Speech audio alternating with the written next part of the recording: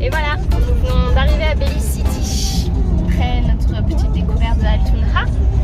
Donc on continue vers le sud du Belize.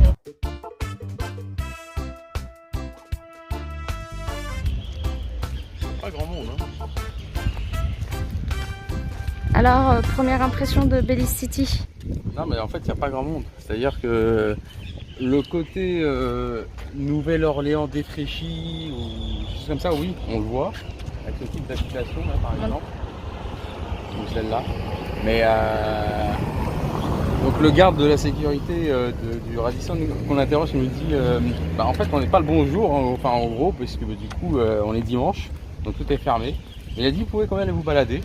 Donc on va voir ce qu'il y a à voir, même si beaucoup de choses en gros n'indiquent pas d'aller forcément dans cette ville, puisque c'est l'ancienne capitale, et encore une fois qui a été rasée par un ouragan, et donc du coup depuis je pense que le niveau économique ça doit pas être tip top quoi. Mais bon. On va donc voir ça.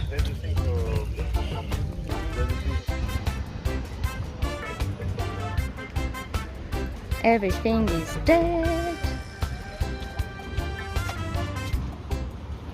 En fait, la moyenne d'âge est de 25 à 35 ans. Et donc, ils ont tous fait la fête hier soir. Et donc, en fait, tous les petits bars, les petits shops pour acheter à boire ou quoi que ce soit sont fermés. N'est-ce pas? Voilà.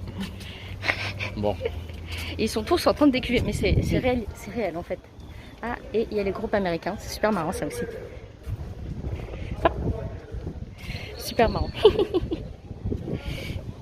Donc ouais, c'est rigolo tout ça. Voilà, la pharmacie est aussi fermée ici. Tout est fermé. Mais bon, j'ai pas mis les vidéos des gens bourrés sur le côté parce que bon voilà, hein, pas mal de personnes sur les côtés qui sont un petit peu... qui n'ont pas terminé leur journée, on va dire, leur nuit. Voilà, on est revenu à notre spot dodo en face de l'eau. Ouais.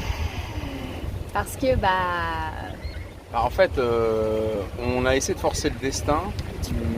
Donc c'est-à-dire on a voulu quand même chercher à savoir s'il y avait des choses qui étaient ouvertes, même si effectivement le dimanche, de ce qu'on nous a dit, tout est fermé.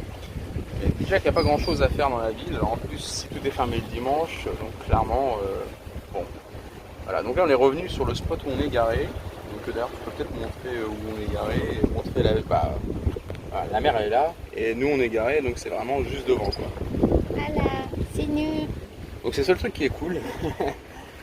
Et bon, voilà, on va certainement reprendre la route demain pour redescendre un peu plus encore dans le sud. Sachant que là on est déjà à quasi... la moitié en fait. Ouais, mi-parcours, hein, enfin par rapport à la longueur du pays. Donc on est déjà... centre du pays, pardon. Donc ouais, c'est 15 jours qui vont passer quand même assez rapidement, certainement. Ouais, peut-être on se dit ça va peut-être être moins de 15 jours là au fur et à mesure. On va voir comment on fait pour s'organiser pour aller sur l'île. Je pense pas que c'est l'île derrière, mais bon, enfin... non, c'est à 30 minutes. C'est à 30 minutes d'ici, donc c'est Caye Caulker, c'est là où il y a justement la plus grande barrière de corail. Ouais. Donc on va voir si on peut le faire, combien ça coûte, etc. Puisque ça rajoute...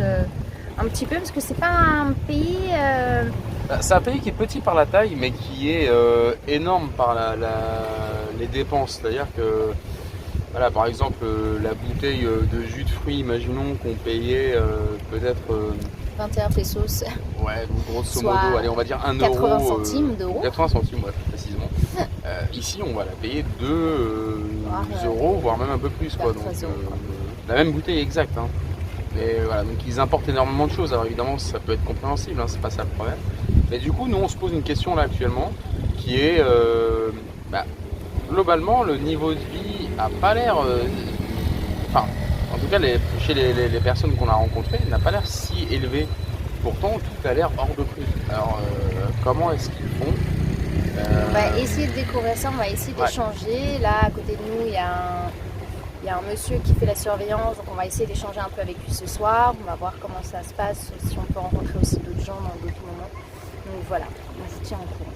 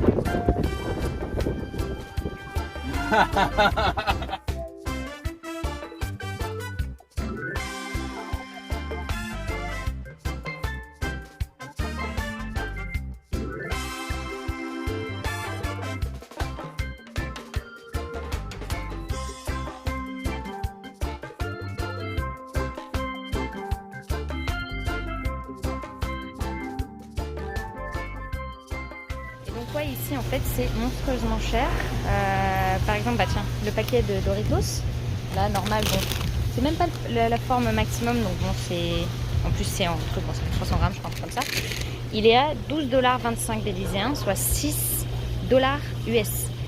C'est monstrueusement cher, monstrueusement cher. Je sais pas comment ils font pour vivre, hein. Franchement il y a. Bon, les chips pourtant c'est un peu la base, voilà, quoi tu fais. Et l'alcool, bon bah l'alcool tu vois, et ben voilà, c'est pas cher l'alcool, enfin pas cher. T'as une bouteille de rhum pour 16 $, genre 8 $ US.